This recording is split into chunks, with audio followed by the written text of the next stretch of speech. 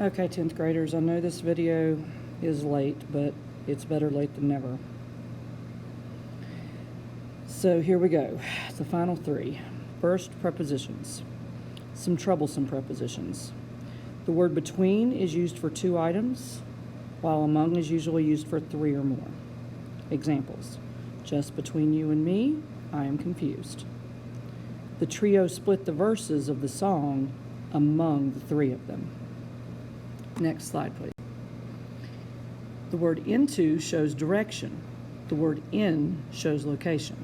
She walked into the room. She walked from one place into another. But he was in my thoughts. Next slide, please. The word besides means one of 2 things. It either means in addition to or except for. The word beside means next to. Examples of these: everyone finished besides me. Everyone except me. You need a cover sheet besides your pencil, in addition to your pencil. And stand beside me, please, next to me. Next slide, please. Coordinating conjunctions join items of equal weight: and, but, or, nor, for, yet, and so. You and I are friends. And joins the 2 subjects, you and I. Hit the ball, comma, and run the bases. Here we have 2 complete ideas. They are both imperative sentences, so the subject is understood you with both. But still 2 complete ideas joined by a comma and the word and. And do note that coordinating conjunctions, just like correlative conjunctions that we're going to go over on the next slide, can join any 2 objects of equal weight, whether they be subjects, verbs, direct objects, predicate nouns, dependent clauses, infinitive phrases, you name it. 2 items of equal weight in English can be joined and should be joined by one of the above 7 coordinating conjunctions. Next slide, please. Correlative conjunctions also join items of equal weight, but the difference is that correlative conjunctions always appear in pairs. They are used in place of some of the coordinating conjunctions in order to emphasize something. You have the pair conjunctions to emphasize. Here are the choices for correlative conjunctions. There are only 4 pairs: both and, either or, not only but also, and neither nor. Here's a sentence example: neither she nor I finished on time. Last slide, please. Subordinating conjunctions join dependent clauses to independent ones. Because he had studied hard, he made an A. Because is our subordinating conjunction there. There are several others on page 21 in your files. And finally, interjections. Not a whole lot we need to say about these. Interjections show sudden or strong feeling. They can be punctuated by themselves, as this first one is: hurry, exclamation point, the water is rising. Or they may be punctuated, usually if they're punctuated with the sentence, they're separated by a comma rather than an exclamation point. No comma. You don't really think so? Question mark. All right. Hope this was helpful. Sorry again it's late. Doing the best we can here. Have a great weekend. Hope to see you on Monday.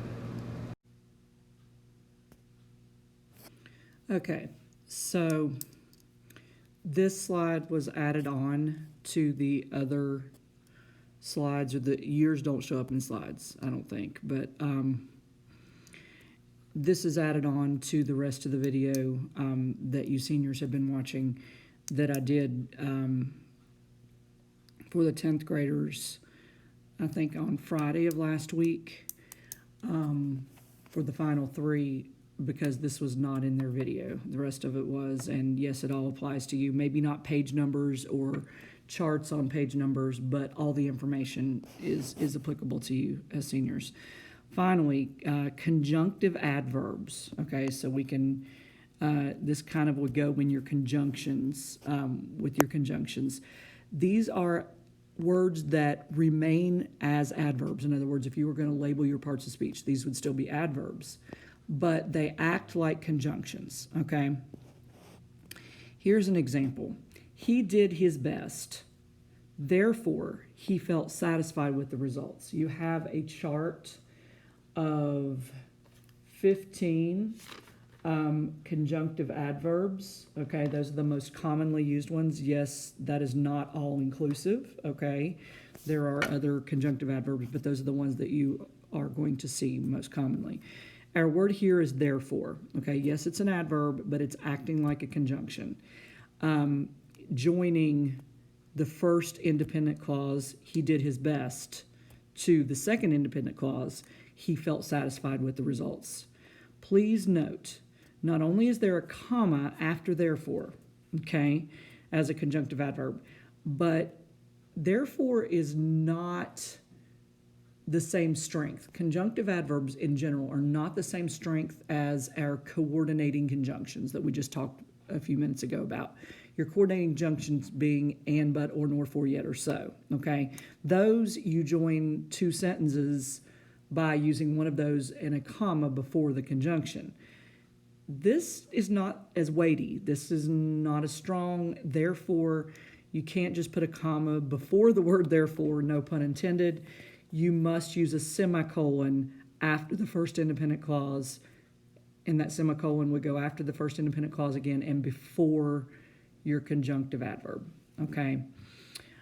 If you were to try to just put a comma before the word therefore, you would have a run-on sentence, indeed, all right? Again, the chart for you guys is on page 52 of these.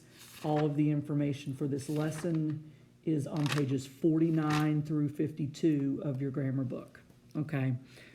Please, as always, if you have any questions whatsoever, message me on Messenger. A lot of LMS I meant to say, but I am also on Messenger.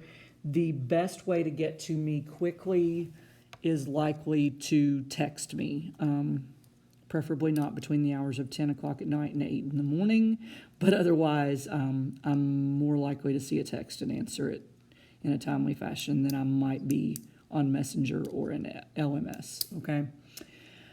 Anywho, have a blessed day and hope to see you guys all back in classroom on Monday, in the classroom on Monday. Bye.